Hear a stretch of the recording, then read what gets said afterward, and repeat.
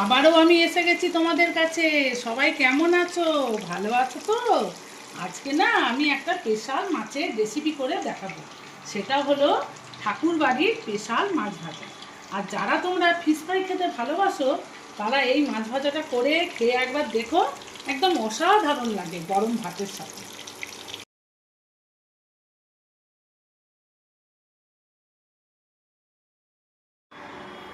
ঠাকুরবাড়ির special মাছ ভাজার জন্য কি কি উপকরণ লাগছে তোমাদের একবার বলে দিই। আমি এখানে রুই মাছের 6 পিস পেটি নিয়েছি। তোমরা দরকার হলে কাতলা মাছ দিয়েও করতে পারো। আর কি কি লাগছে একবার বলি। প্রথমেই বলি, তেল তো লাগবেই ভাজার জন্য, হলুদ লাগবে সামান্য, লঙ্কার গুঁড়ো নিয়েছি, গোলমরিচের গুঁড়ো নিয়েছি, চিনি নিয়েছি স্বাদ মতো, নুনও নিয়েছি স্বাদ মতো। আর মেন যেটা লাগবে, মুসুর ডাল বাটা। মুসুর ডালটাকে ডাস্ট করে বেটে নিতে হবে, এটা কোনো জল দেওয়া চলবে না। আর আদা পেঁয়াজ রসুনের পেস্ট, আর টক দই। টক দইটা আমি ভালো করে ফেটিয়ে নিয়েছি। এবার আমি ম্যারিনেট করে নেব। ম্যারিনেট করার জন্য প্রথমেই আমি দেব টক দই, পরিমাণ মতো দিয়ে দিলাম। এবার দেব অল্প পরিমাণে লবণ, এটা স্বাদ অনুযায়ী। চিনিটাও দেব স্বাদ অনুযায়ী। হলুদ একটু দেব, হলুদটা দিলে একটু দেখতে ভালো লাগে। লঙ্কার গুঁড়ো দিয়ে দেবো, এটা স্বাদ অনুযায়ী যে যেরকম ঝাল খেতে ভালোবাসো। আর মেন লাগবে গোলমরিচের গুঁড়ো। গোলমরিচের গুঁড়োটা দিলে টেস্টটাও খুব অসাধারণ হয়। আর লাগবে আদা পেঁয়াজ রসুনের পেস্ট। এবার আমি ভালো করে সব কিছু মাখিয়ে নেব। সমস্ত যেন উপকরণ ভেতরের মধ্যে ভালোভাবে ঢুকে যায়, সেইভাবেই মাখিয়ে নিতে হবে। দেখো আমি সব কিছু ভালো করে মিশিয়ে নিয়েছি। এবার এটাকে আমি 1 ঘন্টা রেস্টে রেখে দেবো। মুসুর ডালের যেই গুঁড়োটা আমি করে রেখেছি এর মধ্যে আমি কিছু কিছু জিনিস অ্যাড করব। প্রথমে আমি একটু গোলমরিচের গুঁড়োটা দেব, অল্প লঙ্কার গুঁড়ো দেব, আর স্বাদ মতো একটু লবণ দেব, দিয়ে ভালো করে মিশিয়ে নেব।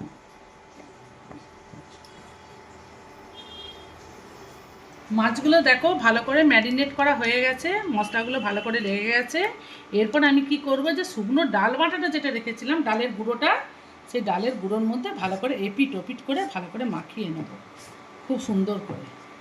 তবেই এটা মচমচে হবে। মাখিয়ে নিয়ে একটা একটা করে এরকম করে তুলে রাখবো। তারপরে সবগুলো হয়ে যাওয়ার পর আমি তেলে ভেজে নেব। আবার একটা করে তোমাদের দেখিয়ে দিচ্ছি। এই দেখো, এপিট ওপিট ভালো করে মাখিয়ে নেব খুব সুন্দর করে। তবেই এটা ভালো মুচমুচে হবে। এটা সম্পূর্ণ ডালের গুঁড়ো দিয়ে তৈরি, মুসুর ডালের গুঁড়ো। বুঝছো, এমনি করে আমি সবগুলো বানিয়ে নেব। কড়াইয়ে সর্ষের তেল দিয়ে দিয়েছি, আর তেলটা দেখো গরমও হয়ে গেছে। এবার আমি ম্যারিনেট করা এই ভালো করে মাছগুলো দিয়ে দেবো। সব মাছগুলো তিনটে তিনটে করেই ভাজবো। দেখো মাছগুলো খুব সুন্দর করে ভাজা ভাজা হয়ে গেছে। মাছগুলো দেওয়ার সময় না প্রথমে তোমরা লো ফ্লেমে দেবে, তারপরে হাই ফ্লেমে দেবে। তাহলে কী বলো তো, মাছগুলো ভেতরে আর কাঁচা কাঁচা থাকবেও না। এবার আমি মাছগুলো তুলে নেব। দেখো খুব সুন্দর লাল লাল করে ভাজা হয়ে গেছে। এবার আমি মাছগুলো তুলে নিচ্ছি এক এক করে।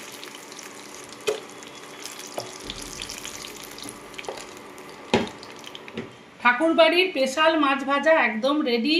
আমি প্লেটেও সাজিয়ে নিয়েছি। তোমরা এইভাবে একবার বানিয়ে খেয়ে দেখো, গরম ভাতের সাথে অসাধারণ লাগে। তবে আজকে আসি, আবার দেখা হবে পরবর্তী অন্য কোনো ভিডিওর সাথে।